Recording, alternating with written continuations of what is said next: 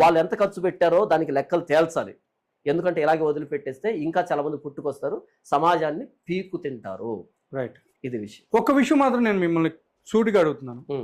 వీళ్ళందరినీ మీరు ఇంత ఇదిగా ఎదుర్కొంటున్నారు కదా, అవును, మీరు ఎదుర్కొంటున్న విషయం జనాలకి ఎంతవరకు వెళ్ళొచ్చు అని మీరు అనుకుంటున్నారు?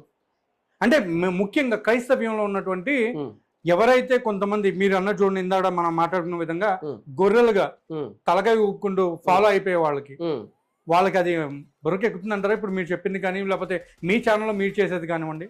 వాళ్ళకి బుర్రకి ఇప్పుడు ఎక్కకపోవచ్చు. క్షవరం అయితే కానీ వివరం తెలిసి రాలేదని ముందు క్షవరం కావాలి. నేను వీడియో మాట్లాడాను, వీళ్ళు ఆన్లైన్ బెగ్గర్స్, వీళ్ళకి ఇవ్వకండి అని వీడియో మాట్లాడితే కింద కామెంట్ వచ్చింది, మేము ఇస్తావరా, నువ్వెవరా చెప్పడానికి అని అన్నారు. ఓకే, మంచిది, ఇబ్బంది ఏముంటుంది. ఇప్పుడు నేనేమన్నాను, ఒరే జామకాయన అలా తినకూడదురా,